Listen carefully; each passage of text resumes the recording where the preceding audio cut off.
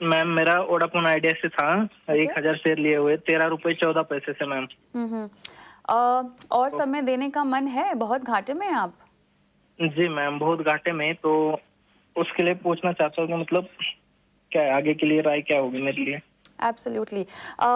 आदित्य, एक तो ऑब्वियसली आप संतोष को सलाह तो देंगे ही देंगे, लेकिन देखिए, घाटा जब बढ़ता रहता है तो कहीं ना कहीं आपको अपने इंतजार को खत्म कर देना चाहिए, और वही जो है लोग नहीं कर पाते हैं, अक्सर हमने देखा है हमने, और वो डीप लॉस में चले जाते हैं। उस लिहाज से भी सलाह दीजिएगा, न सिर्फ संतोष को बल्कि वो तमाम लोगों को जो कि बस इंतजार में लगे रहते हैं कि अब हमारा बाइंग प्राइस आ जाएगा, अब उसके ऊपर चला जाएगा, उससे कैसे बचा जाए। और संतोष को सलाह के साथ अगर कोई नई खरीद करने की आप सलाह दे रहे हैं जहां पे उनका घाटा कहीं ना कहीं कवर अप हो जाए, वो बताइएगा काउंटर साथ में। कविता, बहुत ही अहम मुद्दा आपने छेड़ा और इनफैक्ट ये बहुत रिटेल इन्वेस्टर्स और ट्रेडर्स के साथ ऐसा होता है कि हम खरीद लेते हैं स्टॉक और उसके बाद वो स्टॉक लगातार नीचे जाने लगता है। हम इस उम्मीद में बैठे रहते हैं कि कभी ना कभी स्टॉक ऊपर आएगा और वो पैसे हमारे फंस जाते हैं। टाइम वैल्यू ऑफ मनी जैसा कि हम कहते हैं, वो हम लूज कर जाते हैं और वो स्टॉक कभी ऊपर आ ही नहीं पाता और जब आता है तब तक बाकी स्टॉक्स और चल चल जाते हैं।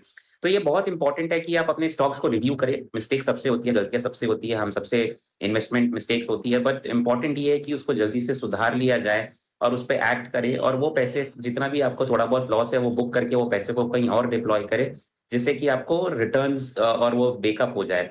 अब जैसे कि हम वोडाफोन आइडिया की अगर यहाँ पे बात कर ले तो काफ़ी समय से लोग इसमें फँसे हुए हैं और इस बीच में काफ़ी सेक्टर्स, काफ़ी स्टॉक्स, इनफैक्ट ये सेम क्षेत्र से अगर हम देखें तो वो भारती एयरटेल ने बहुत अच्छा आउट परफॉर्मेंस दिखाया है और वोडाफोन आइडिया वहीं के वहीं फँसा हुआ है।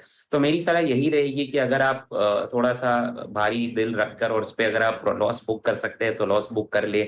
क्योंकि मुझे नहीं लग रहा है यहाँ पे बहुत ज़्यादा आपको कुछ उम्मीद है कि आपको 13-14 रुपए बहुत जल्दी आएँगे और कब आएँगे कविता, सबसे बड़ी बात ये भी हमें नहीं पता है। यहाँ से 7 रुपए से 8 रुपए, 9 रुपए भी हो जाता है, तो बहुत बड़ा मूव होता है स्टॉक में और तब भी उनके लॉस लॉस ही रहेंगे। तो मेरी सलाह ये रहेगी कि अगर आप इसमें लॉस बुक कर सकते हैं, तो लॉस बुक करें और एग्ज़िट करें क्योंकि इसमें बने रहने का कोई मतलब नहीं बनता है। इसके अलावा अगर आपको सेम इन सेक्टर से अगर कुछ स्टॉक देखना हो तो भारती एयरटेल बहुत ही बेहतरीन अप मूव दिखा रहा है और लगातार इसमें लगातार परफॉर्मेंस भी दिख रहा है हमको, फाइनेंशियल्स बहुत इंप्रूव हो रहे हैं।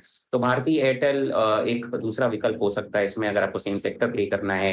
उसके अलावा इंडस टावर भी एक ऐसा स्टॉक है जिसने एक बहुत अच्छा आउट परफॉर्मेंस दिखाया है, कंसोलिडेशन हुआ, उसके बाद स्टॉक में थोड़ी बहुत गिरावट देखने मिली है, तो इंडस टावर में भी खरीदारी कर सकते हैं।